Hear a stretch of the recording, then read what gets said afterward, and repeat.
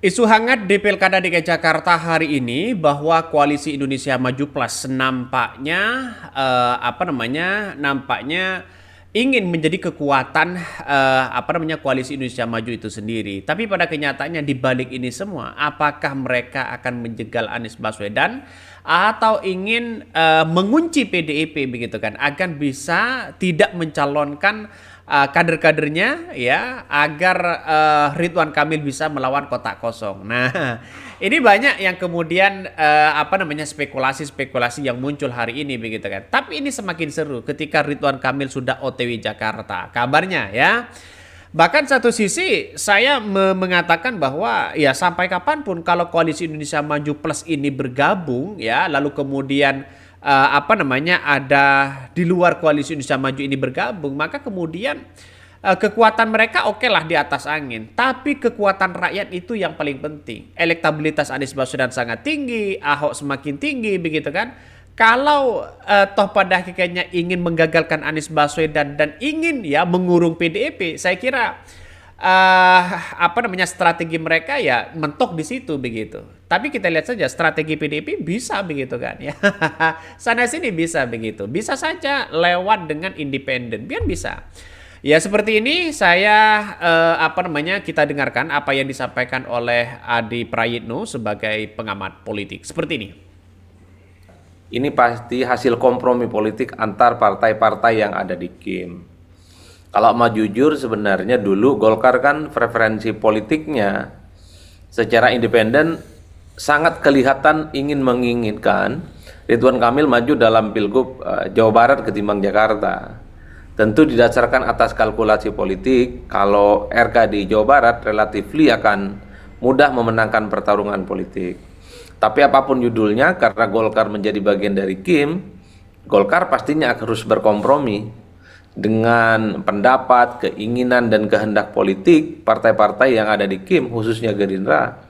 Ini yang menurut saya at the end of the day-nya, kenapa Golkar melalui Erlangga Hartarto akhirnya mengumumkan mendukung Deddy Mulyadi untuk maju di Jawa Barat ketimbang yang lainnya. Ini yang saya kira publik seakan-akan automatically menebak bahwa ketika Deddy Mulyadi di Jawa Barat ini menegaskan bahwa RK akan ditaruh di Jakarta untuk bertanding di bukan ibu kota lagi, bertanding di daerah khusus yang saya kira ini sudah mendapatkan restu dari elit-elit KIM yang ada di dalamnya. Jadi di situ sebenarnya Bang, ini tentu sebagai upaya bagaimana KIM ini tetap solid di Jakarta. Karena kalau sama-sama ngotot, dikhawatirkan KIM itu seperti di Banten, terjadi perang saudara antar partai-partai di KIM. Ya buktinya Gerindra di Banten itu mengusung Andra Soni, sementara Golkar mengusung Airin.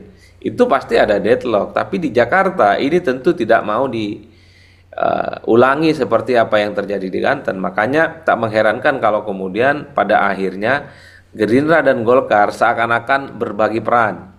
Di Jawa Barat itu ada Deddy Mulyadi, kemudian di Jakarta sangat mungkin Ridwan Kamil yang akan diusung. Kenapa Ridwan Kamil? Saya kira memang sejak awal partai-partai KIM itu lebih menghendaki Ridwan Kamil untuk maju di Jakarta karena dibandingkan dengan nama lain, RK itu relatif kompetitif namanya jika harus head to head dan berhadapan-hadapan dengan Anies Baswedan dan Ahok.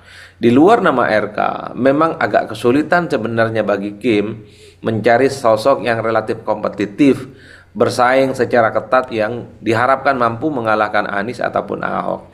Itulah tadi dari analisis dari Adi Prayitno sebagai pengamat politik ya. Ini semakin menarik sebenarnya.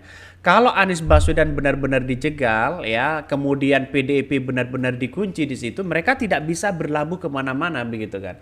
Artinya PDIP tidak bisa mengusungkan kader, terus kemudian Anies Baswedan bisa gagal di situ begitu. Tapi pada kenyataannya adalah mungkinkah Partai PKB dan Partai Nasdem ini akan gabung kepada Koalisi Indonesia Maju begitu kan. Ya kalau PKS tanda-tandanya sudah dekat begitu kan ya.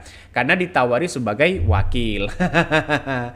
Tapi ya kita lihat saja bahwa melihat dengan sebuah realitas yang ada bahwa saya kira Anies Baswedan bisa berlabuh begitu. Tidak mungkinlah Partai Nasdem mendukung Ridwan Kamil. Tidak mungkin begitu kan ya. Tidak mungkin.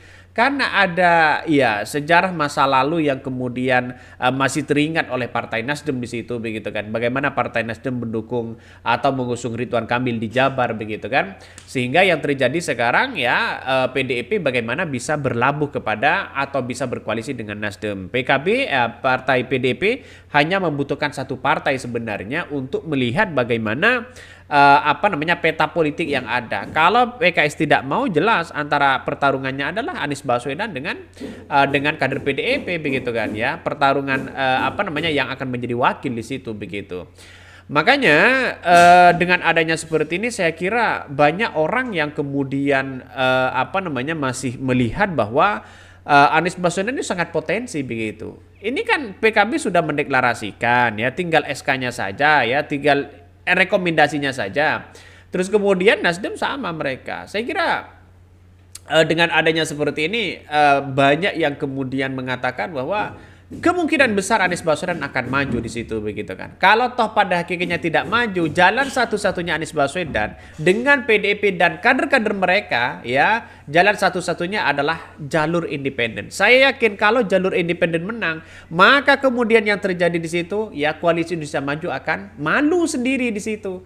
Karena apa? Karena ya kita lihat saja jalur independen itu di DKI Jakarta sangat kuat sekali. Satu hari membutuhkan 1 juta KTP ya bisa mereka begitu kan. Apalagi ditambah dengan bersatunya kader PKB, PDIP kan begitu logikanya. Ini semakin menarik untuk kita amati betul begitu kan ya. Jalan satu-satunya seperti itu begitu.